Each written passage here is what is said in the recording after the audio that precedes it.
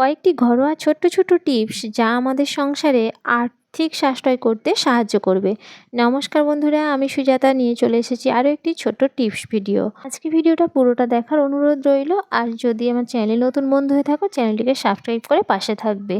হঠাৎই পনির খাওয়ার ইচ্ছে হয়েছে, আর এই যে পনির নেই, ঘরে ছিল দুধ, তার জন্য ছানা কাটিয়ে নিয়েছি। আর ছানা বানাতে গেলে যে অনেকটা লেবুর প্রয়োজন, আর ঘরে সবসময় লেবু থাকে না, সেই কারণে আমার ঘরে থাকে ভিনিগার। আর ভিনিগার দিয়ে ছানা কাটানো খুবই সহজ, অল্প পয়সায় ছানা কাটানো যায় ভিনিগারের সাহায্যে।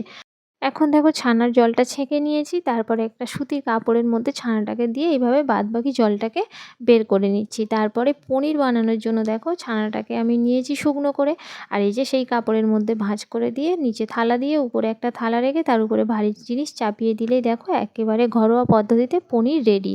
এবারে কোনো কিছুর ভেজাল ছাড়াই কিন্তু পনিরটা রেডি হয়ে গেছে। বিশ্বাস করে এই পনিরের স্বাদ খুব সুন্দর হয়। তোমরা যারা যারা ট্রাই করোনি এখনও পর্যন্ত, বাড়িতে এইভাবে পনির বানিয়ে নিতে পারো। আর দেখো এই যে পনিরটা আমি পিস করছি, কত সুন্দর হয়েছে আর কত নরম হয়েছে পনিরটা। তোমরা এইভাবে ঘরে পনির বানিয়ে নিও।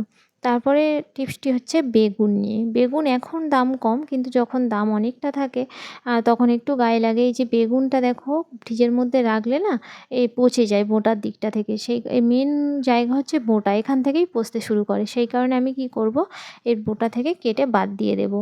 বাদ দিলে আর এখানে পচার কোনো জায়গা থাকবে না। সেই কারণে এইভাবে যদি ফ্রিজে বেগুন রাখা হয় বোঁটা কেটে, তাহলে এটা অনেক দিন থাকে। আর শুধুমাত্র এমনি রাখবো না ফ্রিজে বেগুনটা এইভাবে একটা সুতির কাপড়ের সঙ্গে জড়িয়ে রেখে দেবো। আর যদি অনেক বেগুন হয় তাহলে এই ধরনের ব্যাগ তো আমরা সচরাচর বাজার করলেই পেয়ে থাকি। আর এই যে বেগুন নিয়ে এই কাপড়ের ব্যাগের মধ্যে দিয়ে এটাকে যদি ফ্রিজে রাখা হয় বেশ কিছুদিন, এইভাবে বেগুনটা ভালো এবং টাটকা থাকে। আর যে লঙ্কা আমরা সংরক্ষণ করব কিভাবে?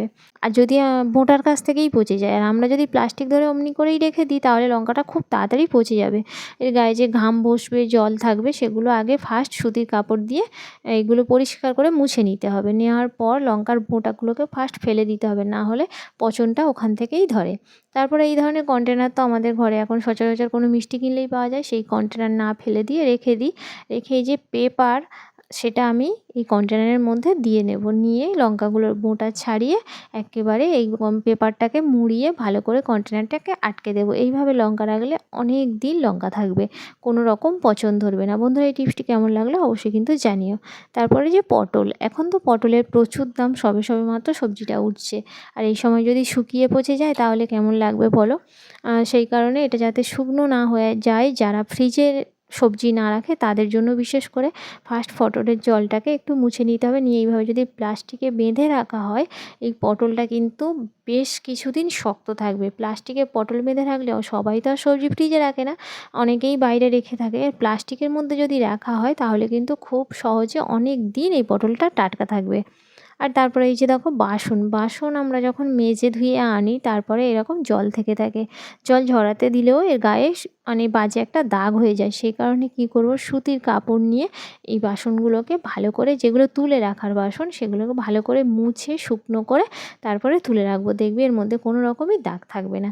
তো বন্ধুরা, আজকে এই ছোট ছোট কয়েকটি টিপস আশা করছি তোমাদের উপকারে লাগবে। যদি উপকার হয়ে থাকে তো অবশ্যই চ্যানেলটাকে সাবস্ক্রাইব করে পাশে থাকবে, আর অবশ্যই লাইক করবে, কমেন্ট করে জানাবে। আজ